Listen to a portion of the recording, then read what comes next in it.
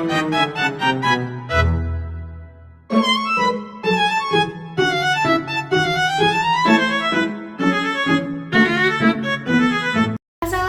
warahmatullahi wabarakatuh. Perkenalkan, nama saya Kaila Suci Nur Hanifah dari kelas 10 Duta. Jadi, saya mendapatkan tugas dari mata pelajaran fisika yang dibimbing oleh Ibu Nikmatul Khoiriyah SPDGR.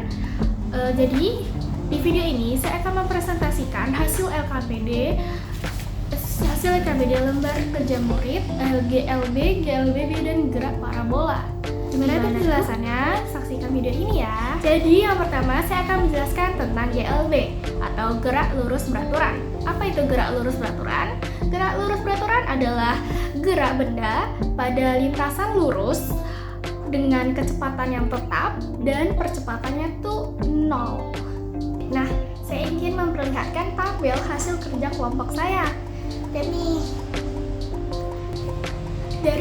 terlihat dari tabel tersebut bahwa jarak bertambah secara teratur seiring bertambahnya waktu, tetapi kecepatannya tetap. Nah, setelah tabel, aku memperlihatkan grafik GLB.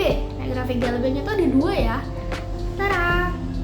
Nah, kalau yang jarak terhadap waktu itu bergaris lurus, menunjukkan bahwa kecepatannya itu konstan ya. Nah, yang kedua ini grafik kecepatan terhadap waktu, berbentuknya garis horizontal karena tidak adanya perubahan kecepatan ya. Jadi selanjutnya saya akan menjawab soal pertanyaan pemuat konsep. Yang pertama, pada GLB, mengapa grafik kecepatan berbentuk garis lurus mendatar? Apa artinya bagi kecepatan benda di setiap detik? Itu karena kecepatan benda tersebut itu konstan atau tetap ya. Artinya kecepatan benda tersebut di setiap detiknya itu selalu sama, baik besarnya maupun arahnya, karena tidak ada perubahan kecepatan dan percepatannya itu bernilai 0. Nah, untuk nomor 2-nya ini tentang GLBB, tetapi saya belum menjelaskan apa itu GLBB. Sebelum itu kita bahas ini dulu ya, bahas nomor 2 dulu. Jadi untuk nomor 2, pada GLBB mengapa grafik posisi X per T berbentuk melengkung atau parabola? Jadi itu karena benda tersebut tuh kecepatannya berubah secara beraturan seiring waktu. Pada GLBB kecepatan tersebut itu tidak konstan ya, melainkan berubah dengan kecepatan tetap.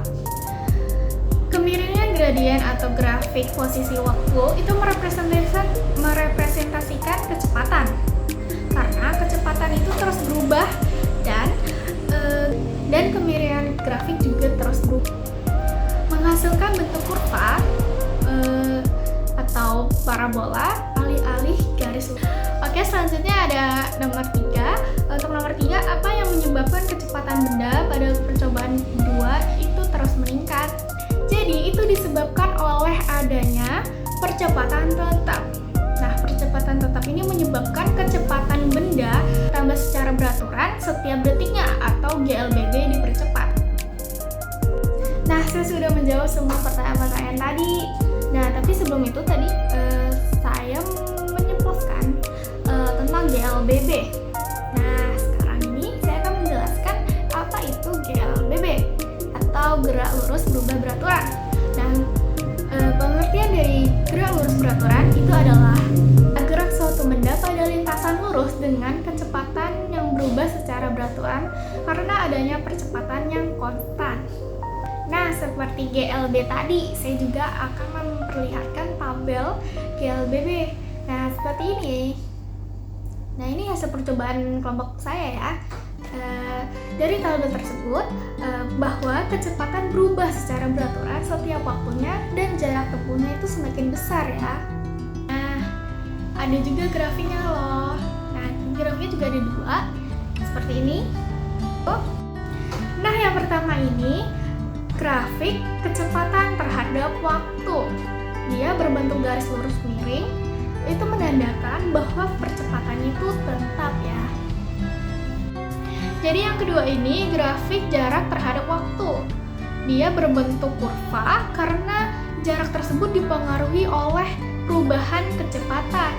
Jadi untuk kesimpulan GLB dan GLBB, ciri utama atau ciri khasnya si GLB atau gerak lurus beraturan itu kecepatannya tetap dan percepatan itu bernilai 0. Nah, kalau yang ciri utamanya atau ciri khasnya juga si GLBB-nya ini kecepatannya tuh berubah secara beraturan dan percepatannya tuh konstan. Nah, ini kesimpulannya tuh ada sangkut paut dengan percobaannya. Jadi kembali ke masalah awal, penumpang bus merasa lebih stabil karena tidak ada perubahan kecepatan atau percepatannya tuh 0, sehingga tidak ada gaya dorong yang mengejutkan. Jadi untuk kesimpulan GLB dan DLBB. Oke, selanjutnya untuk materi gerak parabola. Apa itu gerak parabola? Kalau gerak parabola ini adalah gabungan dari GLB dan GLBB, atau gerak parabolanya sendiri itu adalah gerak dua dimensi pada suatu benda yang membentuk sudut elevasi dengan sudut X dan Y. Nah, di gerak parabola ini juga ada tabel ya.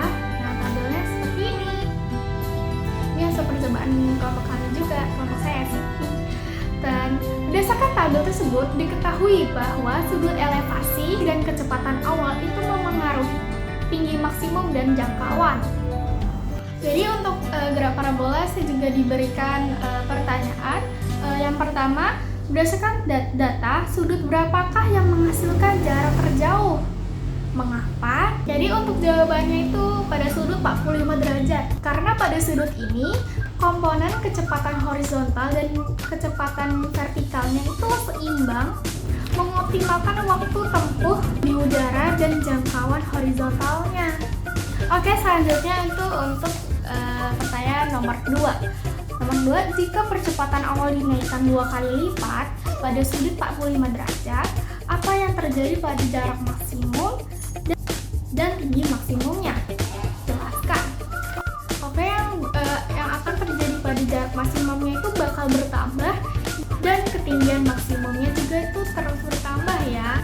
Karena kecepatan yang awal lebih besar itu membuat komponen horizontal dan vertikal itu juga ikut meningkat. Akibatnya, benda tersebut bergerak lebih jauh secara horizontal dan mencapai ketinggian yang lebih tinggi sebelum mencapai tanah. Oke, selanjutnya untuk pertanyaan nomor 3. Jelaskan mengapa komponen kecepatan horizontal atau Vx bernilai konstan, sedangkan komponen kecepatan vertikal Vy berubah-ubah. Jadi itu karena kecepatan horizontal bernilai konstan karena tidak ada gaya yang bekerja di arah horizontal. Sedangkan kecepatan vertikal berubah-ubah itu karena dipengaruhi oleh percepatan gravitasi atau G yang arahnya ke bawah. Saat benda naik, kecepatan vertikal berkurang hingga 0 di titik tertinggi, lalu berubah saat benda turun. Oke, selanjutnya itu nomor 4. Nah, nomor 4 ini hitung-hitungan. Lakukan perhitungan menggunakan rumus untuk menentukan ketinggian benda, jarak maksimum benda, dan waktu tempuh, lalu bandingkan dengan tabel. Apakah sama? Atau bila tidak, tuliskan kendalanya. Jadi, untuk perhitungannya, saya sudah menghitung dengan rumus ini ya. Dan hasilnya ini. Nah, jadi saya sudah menghitung sepanjang ini ya. Menurut saya itu benar-benar dengan tabel itu sama, hasilnya itu sama. Jadi untuk kendalanya sepertinya tidak ada. Jadi untuk membandingkan, tadi saya sudah menyebutkan bahwa tabel dengan hasilnya itu sudah sama. Jadi secara keseluruhan hasil tersebut itu sudah sesuai. Oke, selanjutnya untuk kesimpulan di materi gerak parabola. Jadi sudut elevasi itu berpengaruh terhadap tinggi maksimum dan jangkauan benda pada gerak parabola. Semakin besar sudut elevasi, semakin besar juga tinggi maksimum yang dicapai benda tersebut. Namun, jangkauan maksimum terjadi pada sudut 45 derajat, sedangkan sudut yang lebih kecil atau lebih besar dari 45 derajat, jangkauan menjadi lebih pendek. Dan pada sudut 90 derajat, jangkauan menjadi bernilai 0 karena benda bergerak lurus ke atas dan kembali ke titik awal. Jadi sepertinya segitu aja kesimpulan untuk materi gerak parabola. Sebelum saya mengakhiri hasil presentasi LKPD saya, izinkan saya berpantun dulu ya. Pergi belajar membawa buku, cakep. Ilmu fisika menjadi bekal masa depan saya, cakep.